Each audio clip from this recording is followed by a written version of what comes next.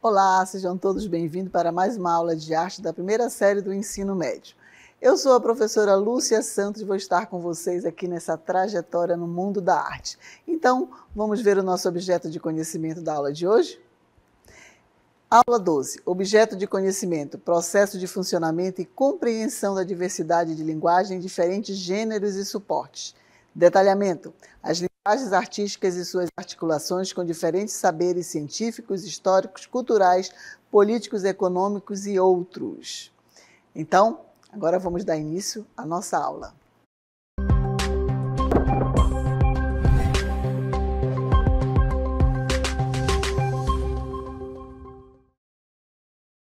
Muito bem, então nós falamos sobre comunicação, a arte nesse momento da comunicação, a diversidade de comunicações que os artistas se utilizam. E também dentro de um contexto da comunicação, a arte ela vai se apropriar dessas linguagens antigas e contemporâneas para chegar ao seu público. E aqui nós trouxemos alguns símbolos, né, que são ícones e signos que estão regendo hoje o mundo da comunicação. No passado, o funcionamento e a compreensão da diversidade de linguagens em diferentes gêneros e suportes eram moldadas pelas características específicas de cada contexto cultural e histórico, certo? E aí a tecnologia também abraçava isso ao longo do tempo, a tecnologia. Quando nós falamos de tecnologia, nós não estamos só falando da internet, não. A partir do momento que o giz foi inventado, que foi utilizado num quadro negro, aquilo ali também é tecnologia, porque vem para facilitar, vem para dizer uma nova forma, né, de preencher, de dar aula, de se comunicar. Então, o giz também é uma tecnologia, a tinta também é tecnologia, e tudo isso que envolve esse processo dentro do contexto cultural de cada sociedade.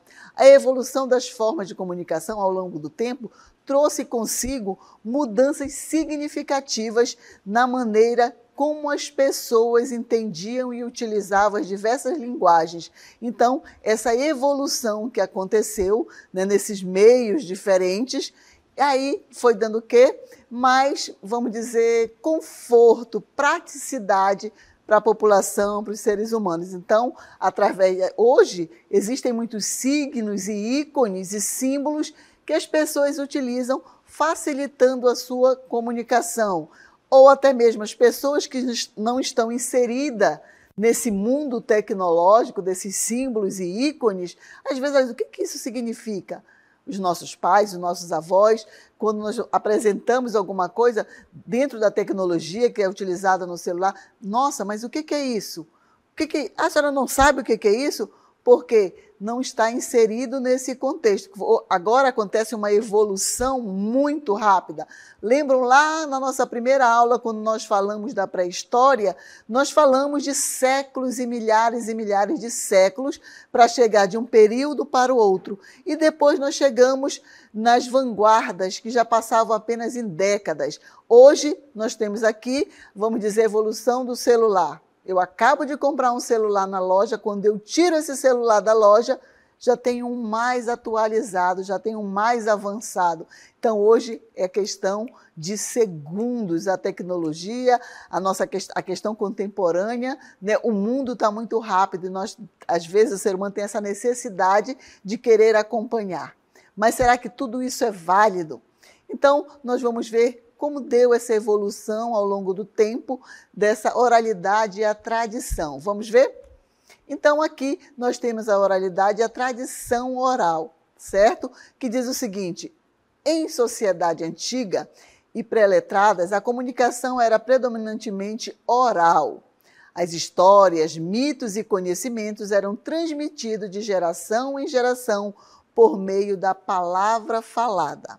A tradição oral era essencial para a preservação da cultura e da história. Então, dentro desse contexto, a oralidade estava muito presente.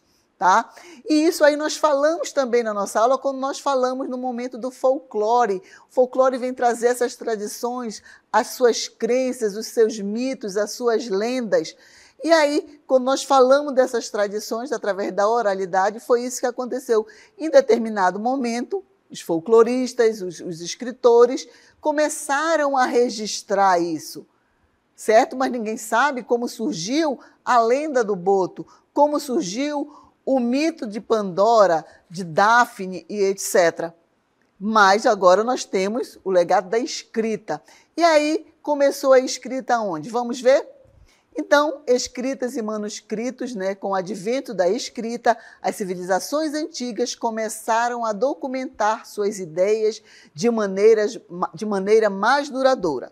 Os manuscritos muitas vezes eram elaborados por escribas, eram utilizados para registrar textos religiosos, literatura, conhecimentos científicos.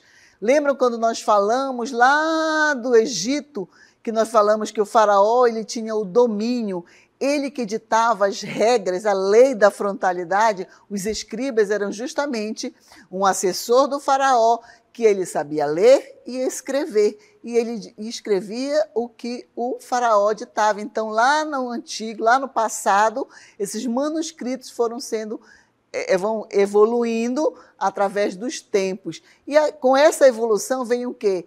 A imprensa, a revolução da informação. Vamos ver? Aí nós temos o exemplo, né, de uma imprensa, né, que começou, né, essa questão de, vamos dizer, de multiplicar a comunicação, a escrita, os livros e etc. E aí nós temos a invenção da imprensa, tá? Por Jones, no século XV, teve um impacto revolucionário. A produção em massa de livros facilitou a disseminação de informações e o acesso ao conhecimento, transformando a comunicação e a educação. Então, esses livros, essa imprensa com essa revolução, a disseminação das informações, mas isso aí era apenas para alguns privilegiados, as pessoas que sabiam ler. Naquele período, lá no passado, poucas pessoas sabiam ler, não é verdade? Então, essas informações eram apenas para alguns. Inclusive, alguns livros que foram escritos, tem um filme muito conhecido, que é O Nome da Rosa, que as bibliotecas ficavam nos mosteiros, mas elas eram escondidas e somente algumas pessoas tinham acesso àqueles livros. Então, mas mesmo assim, houve essa evolução da imprensa, que foi a disseminação de livros, manuscritos, e depois a questão dos jornais ficou muito mais popular, mas aquilo que eu falo, a questão da leitura ainda era escassa para a população, somente alguns privilegiados sabiam ler. E aí vem o que? As manifestações artísticas através dessa inserção da comunicação. Vamos ver? Então, dentro dessas manifestações artísticas e visuais, essa questão de comunicar, nós vimos a comunicação através lá da pré-história, a evolução das pinturas e assim, a arte também ela vai se apropriar de uma forma de comunicação através dos seus signos, dos seus ícones, das suas performances. Então, dentro dessas comunicações nós temos o quê? Pinturas, esculturas e outras formas de arte visual. Eram meios importantes de expressão. Então, pinturas, esculturas e outras formas de arte visual eram um meio importantíssimo de expressão. Antes da fotografia e do cinema, a arte visual desempenhava um papel crucial na representação da realidade e na comunicação de ideias e emoções. Então, vocês percebem aí, antes da fotografia e antes do cinema, as artes visuais desempenhavam um papel crucial, porque existiam os artistas, os pintores que retratavam como se fosse uma fotografia, era aquela pintura realista que representava a família real e, mais uma vez, somente os mais ricos e etc. poderiam ter um quadro, um pintado, né? As suas fotografias, um autorretrato e etc. Mas isso tudo vai sendo mais acessível à população, tanto quanto a escrita, como também a imagem, a pintura. E aí, dentro de uma comunicação também de linguagem, nós temos o teatro e performance. Vamos ver? O teatro e as formas de performance eram meios populares de entretenimentos e comunicação. Peças teatrais eram utilizadas para transmitir histórias, explorar questões sociais e política e entreter o público. Então, o teatro ele não vai apenas entreter, ele vai falar sobre assuntos políticos e sociais que acontecem naquela comunidade, naquela cidade. Então, que era o teatro e performance. E dentro dessa questão do teatro, nós temos o quê? O cinema e a fotografia. Então, o desenvolvimento do cinema e da fotografia introduziu novas formas de linguagem visual. Esses meios permitiram contar histórias de maneiras mais dinâmicas e influenciaram profundamente a cultura popular. Preste bem atenção nessa fotografia. Se vocês perceberem, é um cavalo em movimento, tá? Cada imagem, ele está como se ele estivesse mudando a posição, certo? Então, por que eu pedi que vocês prestassem atenção nessa imagem? Nós temos aí cinema e fotografia. Então, através dessa imagem, foi a primeira imagem que deu sequência ao cinema. Quando colocaram essa imagem numa sequência e giraram, é como se o cavalo estivesse correndo, tá? Então, aí iniciou, através da fotografia, deu início ao quê?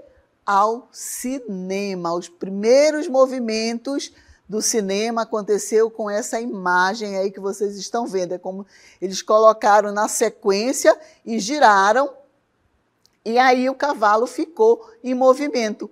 Aí iniciou o cinema, certo? Falamos agora da rádio e televisão. A chegada do rádio e posteriormente da televisão trouxe a transmissão de informação e entretenimento para os lares. Programas de rádio e televisão moldaram a cultura popular e influenciaram as opiniões públicas. Então, falando aqui para vocês, nós vimos a questão do cinema, certo? Que só chegou muito mais tarde aqui no Brasil, mas foi disseminado através do quê? Da fotografia. Lembram quando eu falava que a arte ela não descarta nada, ela apenas vai se adequando? Então, através da fotografia, iniciou o cinema. Observaram que colocar em sequência e girar uma manivela, a imagem é como se ela estivesse em movimento. E aí deu início ao cinema. Surgindo isso, vem o quê? A televisão também. O rádio, a comunicação vai se expandindo, a população vai tendo mais acesso.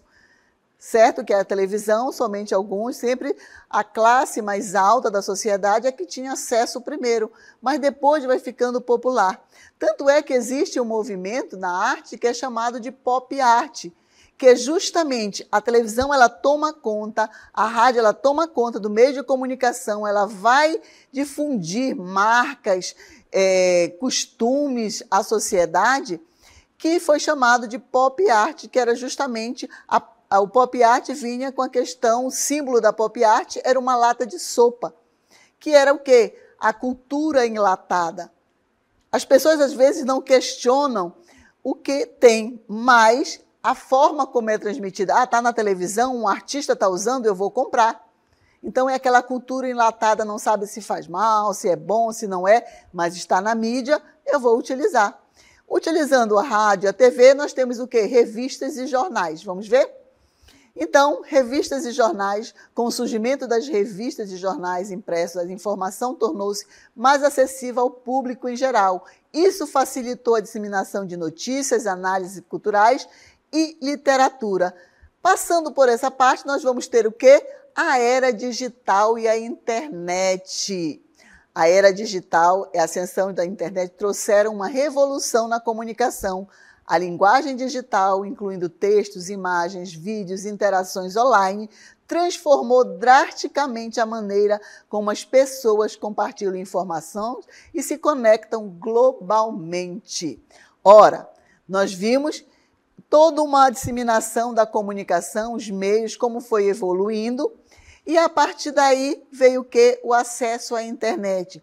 Claro, de uma forma mais precária, mas aí foi evoluindo, e agora a maioria das pessoas tem acesso à internet, tem um celular. O que antes somente algumas pessoas tinham esse acesso, hoje não, ela está mais popular, mais acessível a todos. Trouxe para vocês aqui uma imagem que representa muito bem isso, nosso Amazonas, a nossa cultura, mas, como eu falo para vocês, o indígena sendo mostrado de uma forma cibernética. Ele bem cibernético, né? Uma coisa bem eletrônica, bem mecânica. Então, aqui eu trouxe para vocês a imagem justamente para falar, né, para vocês o quanto o Amazonas também está conectado. Tem esse acesso, às vezes precário, sim. Através da internet, através desse acesso, nós temos o nosso ensino, o ensino presencial mediado por tecnologia no Amazonas. Quantas pessoas não teriam acesso à educação formal se não fosse a internet? Então, a internet possibilitou que chegasse um ensino de qualidade aí em todos os lugares do Amazonas, em todas as localidades. Aquelas pessoas que antes não tinham acesso à educação, hoje têm através da internet. Tem algumas falhas? Sim, existem falhas, nada é perfeito, certo? Mas nós podemos dizer que nós temos acesso. Antes, uma pessoa que morava numa comunidade que tinham 15 pessoas, 16 pessoas, o governo, não era impossível construir uma escola, uma arquitetura ali. Mas, com a internet, o que acontece? Agora é possível ter uma sala de aula que atenda o ensino fundamental, o ensino médio, certo? E quem sabe, mais tarde, daqui a algum tempo, o ensino superior, né? Então, aqui eu trouxe para vocês essa imagem que vamos falar agora sobre a compreensão da diversidade de linguagem em redes sociais. Vamos ver o primeiro item? Nós temos aqui os gêneros. Tá? Então, o que é essa compreensão da diversidade de linguagem em redes sociais? Nós temos gêneros. Vamos ver os gêneros? Então, dentro dos gêneros, nós temos o que são esses gêneros. Postagem de textos, as mensagens de texto que podem variar de curtos, né? Twitter, ao longo post, que são o Facebook. Cada plataforma pode ter normas diferentes para extensão e estilos de mensagens. Continuando, imagens e memes que fazem parte dessa comunicação visual é essencial. Memes e imagens muitas vezes são usadas para transmitir mensagens de maneira rápida e humorística. Vídeos, transmissões ao vivo também é possível fazer nessas plataformas, como Instagram, TikTok, YouTube. São conhecidos por vídeos curtos e transmissões ao vivo, cada uma com seu próprio estilo de linguagens. Nós temos o 2, que são os suportes. Vamos ver? São as plataformas de mídia social, Facebook, Twitter, Instagram, TikTok, entre outras, oferecem diferentes contextos e público-alvo, influenciando o estilo de comunicação. Então, cada uma dessas plataformas tem o quê? O seu estilo de comunicação. Eles oferecem diferentes contextos para os públicos. E aí nós temos, dentro dessas plataformas, também nós temos o quê? Mensagens privadas e grupos. A comunicação não é apenas pública. Mensagens privadas e grupos permitem uma linguagem mais personalizada e íntima. E aí nós temos o 3, que é o processo de funcionamento. Vamos ver? Então, compreende de emojis, né? A interpretação de emojis é crucial. O mesmo emoji pode ter significados diferentes dependendo do contexto. Tá? Análise de hashtag. O uso de hashtags específicas pode indicar a tendências, comunidades ou tópicos relevantes. Então, as pessoas, às vezes, vamos subir a hashtag de fora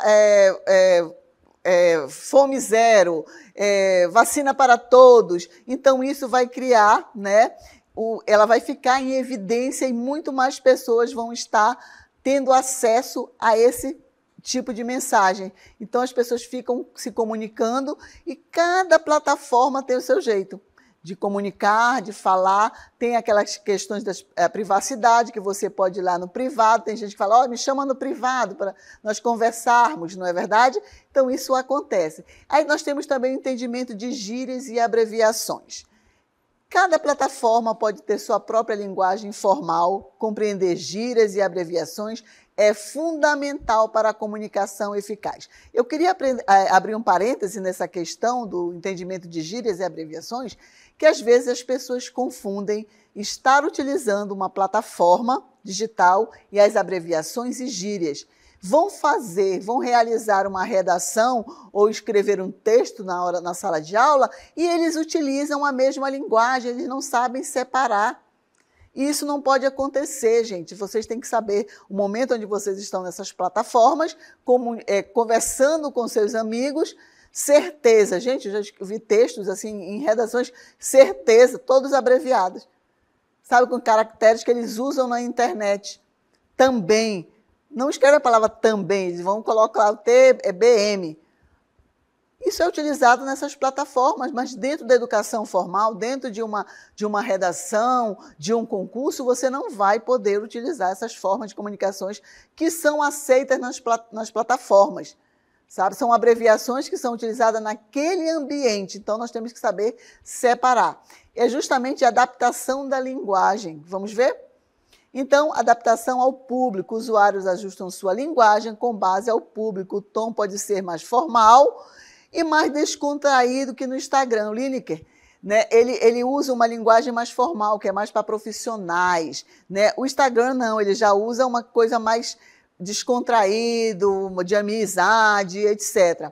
O uso de mídias, a diversidade de formatos, textos, imagens e vídeos permite uma comunicação mais rica, adaptada ao conteúdo. E isso aí, né, é uma evolução contínua no meio de comunicação. E essas tendências, né, e viralização, quer dizer. Então, essa comunicação, vamos dizer, é uma evolução contínua, não tem mais como parar. Isso não tem mais volta, gente. Então, mas nós temos que nos adequar, saber utilizar e, vamos dizer, que não nos prejudique, certo? Então, essas tendências e viralização, o que é isso? É a linguagem digital, evoluir rapidamente com base em memes, desafios e tendências virais. Estar atualizado é essencial para participar da comunicação digital de forma eficaz. Então, eu tenho que saber, eu tenho que conhecer nessa tendência para ser eficaz a minha comunicação, certo? Mas quem não tem acesso, lembra quando eu falei dos livros, de saber ler, lá no começo? Será que isso não está voltando também na era digital? Com os nossos pais, com os nossos avós, quem tem acesso a esse meio de comunicação, que está antenado com essa evolução tecnológica. Quem são? São os jovens, não é verdade? Como nós falamos no começo da nossa aula, tem pessoas que não conhecem alguns aparelhos que eram utilizados. Mas que essa evolução, né, seja para todos, que todos tenham esse acesso. Às vezes, as pessoas, os próprios pais, avós perguntam, me ensina aqui. E aí o jovem, às vezes, é assim, ó, calma, paciência, vamos ensinar com cuidado, né? Porque todos têm que ter acesso, tá? Então, para utilizar tudo isso também, que faz parte do nosso cotidiano, do nosso mundo contemporâneo, como eu falei, não tem mais como voltar à era do pombo-correio, tá? Nós temos que ter consciência no uso. Vamos ver? Então, o uso consciente das mídias sociais é o autoconhecimento. Como é que eu utilizo isso, ter esse autoconhecimento e ter esse uso consciente dessas mídias sociais? Reflita sobre o seu próprio comportamento online. Esteja ciente de como as mídias sociais afetam suas emoções e autoestima. Defina limite de tempo para a utilização dessas mídias. Estabeleça limites diários para o uso de mídias sociais. Evite o uso excessivo que possa interferir em outras áreas de sua vida. Certo? Então, eu coloco aqui para vocês, eu abro um parêntese nesse momento para falar que a questão do uso excessivo.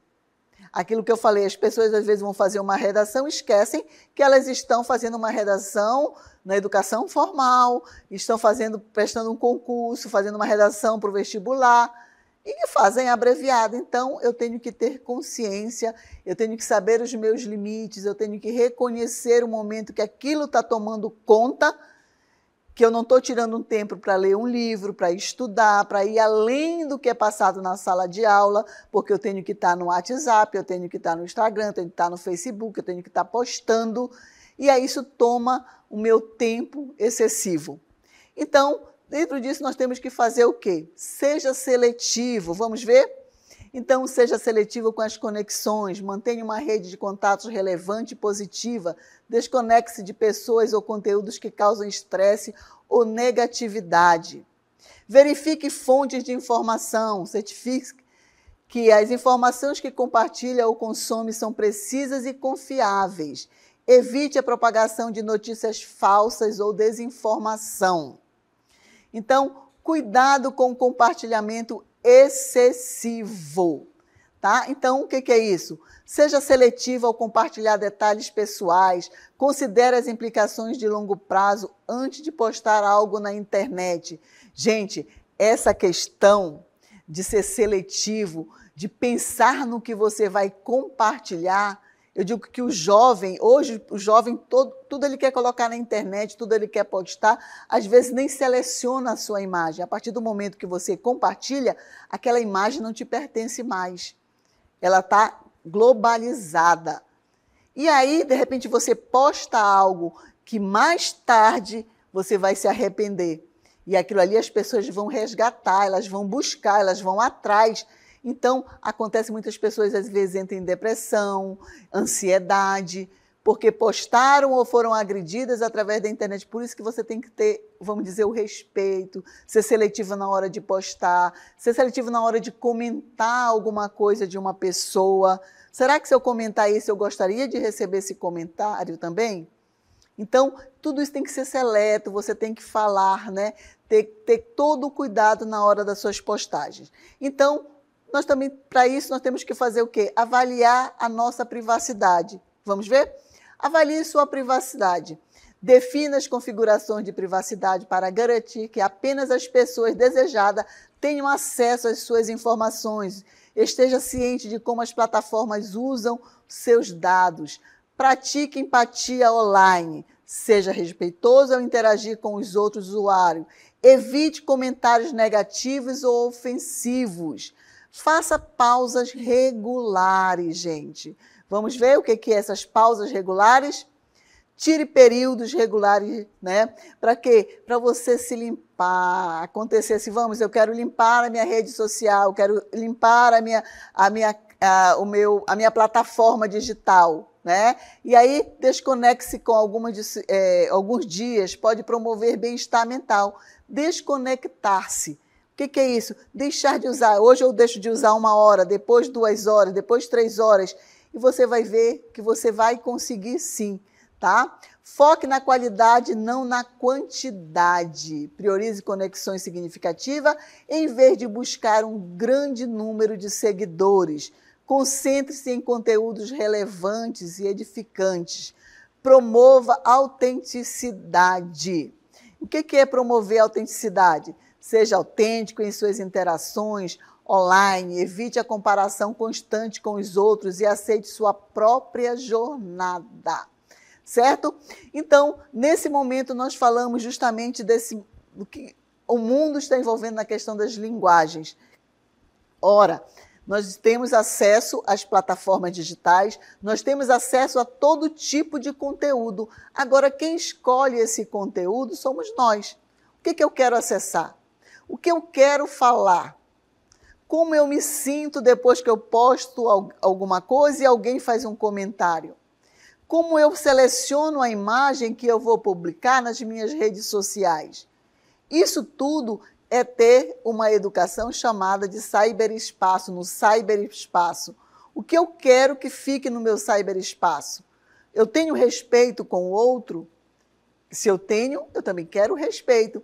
Então, na hora de selecionar o que eu vou postar, é muito importante. Eu tenho que pensar lá na frente, porque o passado ele vai ficar registrado, né? Então, saber selecionar, fazer uma limpeza nas suas redes sociais. Quem realmente são as pessoas que estão? Será que eu só quero ganhar likes? Será que eu só quero ganhar quero ser seguidores? Mas eu tenho milhares e milhares de seguidores, eu também tenho que ter as minhas consequências, certo? Então, utilizar essa linguagem, utilizar a internet, que ela é magnífica, quando é utilizado em benefício positivo. Então, a questão do uso da internet, a questão das redes sociais, até mesmo dos nossos conteúdos de aula, você pode ter acesso o quê? Através da internet, a nossa plataforma, ao nosso material que é depositado. E aí, faça uma reflexão aí na sala de vocês. Quantos têm acesso, já tentaram acessar a nossa plataforma, que tem os nossos materiais lá, as nossas aulas, para assistir às nossas aulas, fora do horário presencial? Quantos já fizeram isso? Quantos deixaram de estar no WhatsApp, ou no Facebook, ou no Instagram, para estar assistindo uma aula complementar do nosso conteúdo? Então, é saber utilizar, porque a internet não é como lá a rádio, o jornal, lá na época dos estribas, que somente algumas pessoas sabiam ler. Hoje, nós temos muito mais acesso à questão da leitura e à questão do acesso à internet. Agora, como eu utilizo isso? E a arte também, ela tem essa possibilidade, né? Os artistas de fazer suas obras, de fazer essa comunicação através do ciberespaço, certo? Então, nós vamos finalizar a nossa aula agora.